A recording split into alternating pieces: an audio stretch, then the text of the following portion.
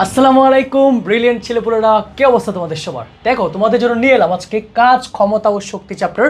এই চ্যাপ্টারটা আমি 3টা পার্টে কভার করব এবং তোমরা যদি আমার সাথে মনোযোগ দিয়ে 3টা পার্ট করতে পারো, আই ক্যান এনশিওর ইউ তুমি একদম এই চ্যাপ্টার থেকে হাইয়েস্ট মার্ক পাবা।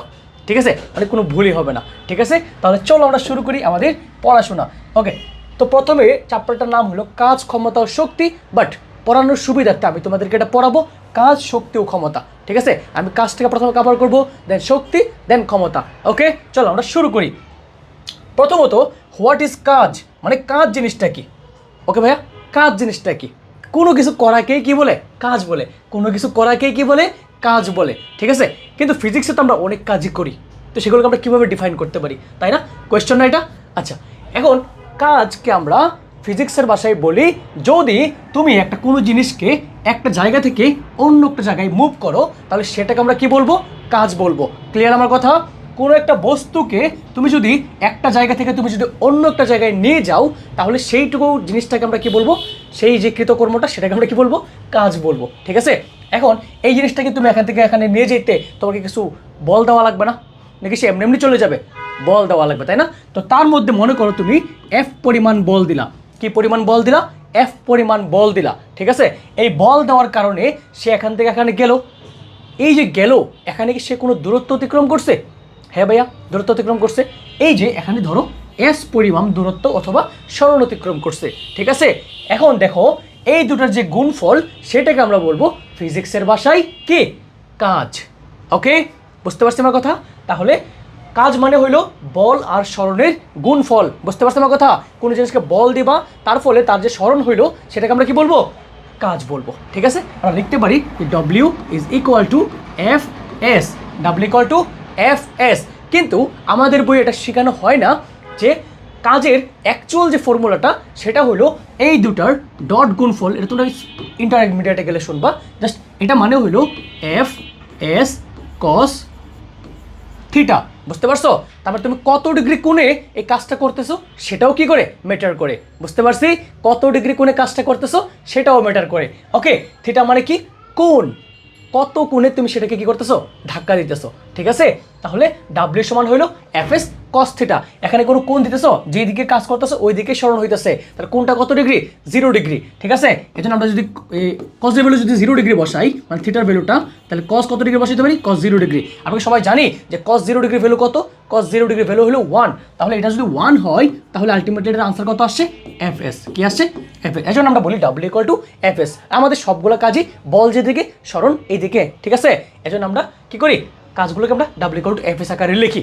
ঠিক আছে, এখন তাহলে চলো আমরা আরেকটু ফর্মুলাটাকে একটু ভাঙি। ঠিক আছে, এখন ধরো এফ মানে কি ভাইয়ার? আবার বল মানে ছিল আবার ভর ইন্টু ত্বরণ, তাই না? তাহলে এফ ইকুয়াল টু কি ছিল জানি? ভর ইন্টু ত্বরণ, সাথে কি আছে? এস আছে। এই যে ডাব্লিউ সমান আবার এম এস, এটাও একটা সূত্র। ঠিক আছে, এখন জিনিসটা তো আমি এইভাবে ঠেলতেছি, কারণ কি এমন হইতে পারে না যে জিনিসটাকে আমি উপর থেকে ফালাই দিছি? হইতে পারে না ভাইরা, যে জিনিসটাকে আমি উপর থেকে কী করছি? নিচের দিকে ফালাই দিছি। এখন উপর থেকে সে যখন নিচের দিকে পড়বে, তখন সে কি অভিকর্ষ ত্বরণের প্রভাবে পড়বে, অভিকর্ষ বলের প্রভাবে পড়বে। তাহলে তার যে বলটা, সেটা কি হবে? এমজি হবে। কি হবে? এমজি হবে। কারণ কি, এখানে তো ত্বরণ কাজ করবে না, এখানে কাজ করবে অভিকর্ষজ ত্বরণ, কারণ পৃথিবী তাকে টানতেছে, তাই না? আচ্ছা, আর সে যেখানে আসতেছে সেখানে একটা উচ্চতা অতিক্রম করছে নাকি দূরত্ব অতিক্রম করছে? সে উচ্চতা অতিক্রম করছে। ঠিক আছে, তাহলে সে কি করছে? একটা উচ্চতা অতিক্রম করছে। ঠিক আছে, তাহলে এখানে কাজটা কি হবে ভাইয়া? কাজ হবে বল ইন্টু সরণ। তাহলে বল কত? বল হইলো এমজি, তাই না? বল হইলো এম এ হওয়ার কথা ছিল, কিন্তু এমজি হয়েছে, কারণ এত আর এখানে কাজ করবে না, জি কাজ করবে। এই জন্য এমজি। আর উচ্চতাটা কত হয়ে গেল? উচ্চতাটা হলো এইচ।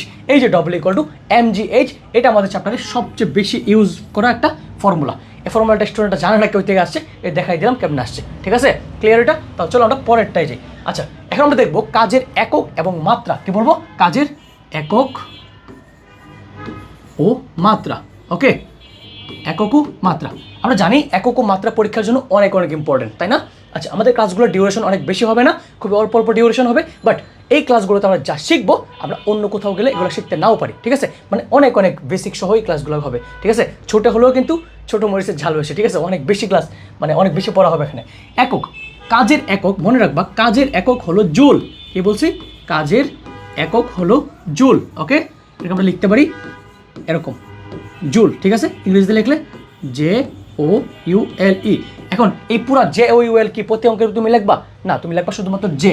কি লিখবা? শুধুমাত্র জে। এই জে মানে কি? জুল। জে মানে কি? জুল। বুঝতে পারছি? জে মানে জুল। আচ্ছা, কাজের মাত্রা কি হবে ভাইয়া? মাত্রা কি হবে?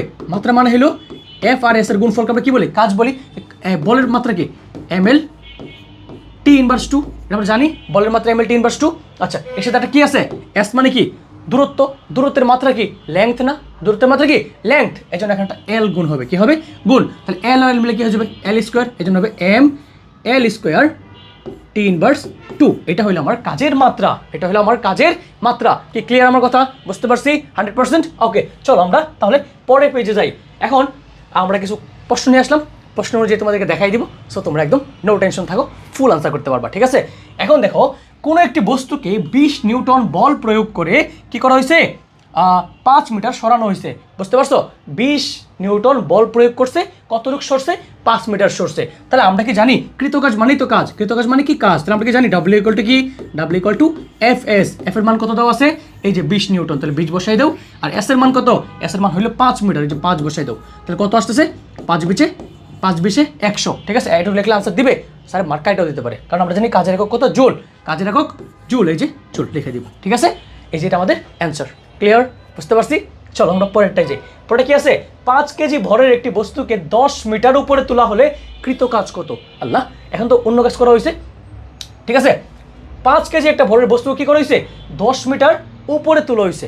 ও মাই গড। এখন দেখো, একটা বস্তু ছিল ধরো, এটা কি করা হয়েছে? উপরের দিকে তোলা হয়েছে। এখন উপরের দিকে তোলা হলে জি এর মান কি? পজিটিভ না নেগেটিভ? আমাকে বলো। উপরের দিকে তোলা হলে জি এর মান কি পজিটিভ না নেগেটিভ? জি এর মান নেগেটিভ। কারণ আমরা জানি জি সব, ধরো এটা আমাদের পৃথিবী, এটা আমাদের আর্থ। ঠিক আছে? এখন এই আর্থ কি করে? সকল বস্তু কি করে? তার নিজের দিকে টানে, তাই না? এই যে পৃথিবী যে টানটা, সেটাকে আমরা অভিকর্ষ বল বলি। এখন তুমি জিনিস কাজ করতেছো কি? জিনিসটাকে উপর দিকে নিয়ে যেতেছো, মানে পৃথিবীর উল্টা দিকে নিয়ে যেতেছো। এজন্য আমরা এখানে যখন দেখবো, আমরা পরিণয় ফিজিক্সের নিক্ষিপ্ত বস্তুর ক্ষেত্রে জি এর মানটা নেগেটিভ, কারণ পৃথিবী আমাদেরকে টানে নিচের দিকে, কিন্তু আমরা নিতেছি উপরের দিকে, তাই উল্টা কাজ করতেছে না। এই জন্য জি এর ভরটা কি? নেগেটিভ।